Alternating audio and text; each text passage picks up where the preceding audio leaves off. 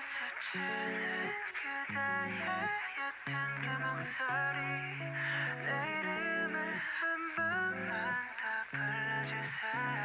알아버린 너의 나를 Aliran-aliran tasawuf. Yang pertama, tasawuf ahlaki. Kata tasawuf berasal dari bahasa Arab tosawaf, yang artinya bisa membersihkan atau saling membersihkan. Kemudian, kata akhlak merupakan bentuk jamak dari hulukun yang bermakna perangai, budi, tabiat, adab, atau tingkah laku.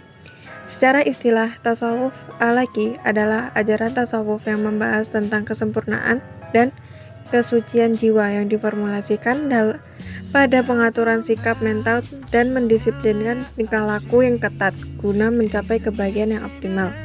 Manusia harus lebih dahulu mengidentifikasikan eksistensi dirinya melalui penyucian jiwa raga yang bermula dari pembentukan pribadi yang bermoral dan berakhlak mulia, yang dalam ilmu tasawuf dikenali dengan takholi, tahli, dan tajalli. 1. Takholi. Takholi berarti membersihkan diri dari sifat-sifat tercela, sifat-sifat kotor, dan penyakit hati yang merusak. Langkah pertama yang harus ditempuh adalah mengetahui dan menyadari betapa buruknya sifat-sifat tercela tersebut, sehingga muncul kesadaran untuk menghindarinya. Apabila hal ini dilakukan dengan sukses, maka seseorang akan memperoleh kebahagiaan. Allah berfirman, "Sesungguhnya beruntunglah orang yang membersihkan jiwanya, dan merugilah orang yang mengotorinya." Quran Surat Asy-Syams ayat 9. 2. Tahali. Tahali adalah menghias diri dengan jalan membiasakan dengan sifat dan sikap serta perbuatan yang baik.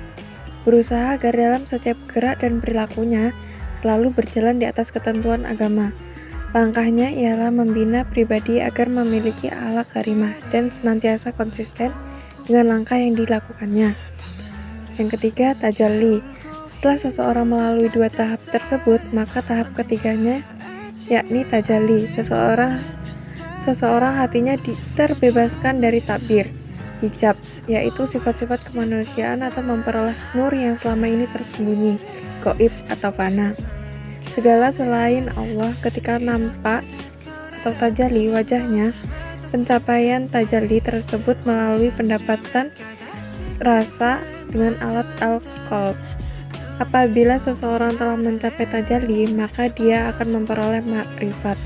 Makrifat adalah mengetahui rahasia-rahasia keutuhan dan peraturan-peraturannya tentang segala yang ada. Yang kedua, tasawuf amali. Tasawuf amali yaitu tasawuf yang membahas tentang bagaimana cara mendekatkan diri kepada Allah Subhanahu wa Ta'ala. Dalam pengertian ini, tasawuf amali berkonotasikan tarekat. Tarekat merupakan jalan yang bersifat spiritual bagi seorang sufi, yang di dalamnya berisi amalan ibadah yang bertemakan menyebut nama Allah dan sifat-sifatnya, disertai penghayatan dan yang mendalam. Dalam tarekat ada 3 unsur, yakni guru atau mursyid, murid, dan Abu Bakar Aceh bahwa seseorang mursyid adalah orang yang telah sempurna suluk dan mendapat ijazah untuk mengajarkan suluk kepada orang lain. Yang ketiga, tasawuf falsafi. Tasawuf falsafi yaitu tasawuf yang ajaran-ajarannya memadukan antara visi intuitif dan rasional. Tasawuf falsafi tidak dapat dipandang sebagai filsafat karena ajaran dan metodenya didasarkan pada rasa atau zauq dan tidak bisa dikategorikan pada tasawuf yang murni karena sering diungkapkan dengan bahasa filsafat. Menurut At-Taftazani, ciri umum tasawuf falsafi adalah ajarannya yang samar-samar karena sering menggunakan ungkapan yang samar-samar yang mengakibatkan kesalahpahaman pihak luar. Yang keempat, tasawuf irfani. Tasawuf irfani adalah tasawuf yang berusaha menyikap hakikat kebenaran atau makrifah diperoleh dengan tidak melalui logika atau pembelajaran atau pemikiran, tetapi melalui pemabirian Tuhan atau mauhibah.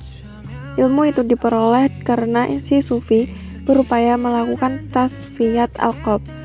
Dengan hati yang suci, seseorang dapat berdialog secara batini dengan Tuhan. sehingga pengetahuan atau ma'rifah dimasukkan Allah ke dalam hatinya. Hakikat kebenaran tersingkap lewat ilham atau intuisi. Tokoh-tokoh dalam aliran tasawuf. Tasawuf akhlaki. 1. Hasan al-Basri. Nama lengkapnya adalah Abu Sa'id al-Hasan bin Yasar. Ia adalah seorang zahid yang amat masyhur di kalangan tabi'in. Ia lahir di Madinah tahun 21 Hijriah dan wafat tahun 110 Hijriah. Dasar pendirian beliau adalah zuhud terhadap dunia, menolak kemegahan semata-mata menuju Allah, tawakal, khauf, dan roja. Pandangan tasawufnya ialah anjurnya pada tiap orang untuk senantiasa bersedih hati dan takut kalau tidak mampu melaksanakan perintah Allah dan larangannya.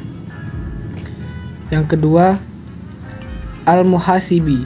Nama lengkapnya adalah Abu Abdillah Al-Harits bin Asad Al-Musahibi.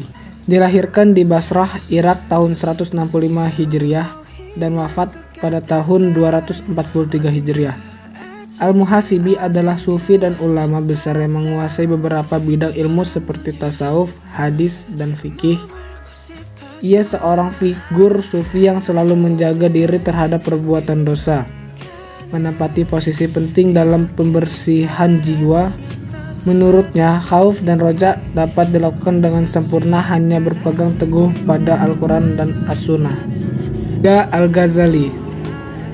Nama lengkapnya adalah Abu Hamid Muhammad bin Taus At-Tusi Asy-Syafi'i Al-Ghazali dan mendapatkan gelar Hujjah al-Islam. Ia lahir di Iran pada tahun 450 Hijriah.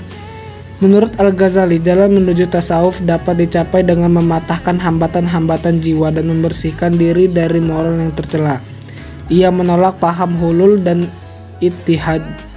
Untuk itu ia menyodorkan paham baru tentang makrifat, yaitu pendekatan diri kepada Allah Subhanahu wa taala tanpa diikuti penyatuan dengannya. Kemudian tasawuf amali. 1. Syekh Abdul Qadir Jailani.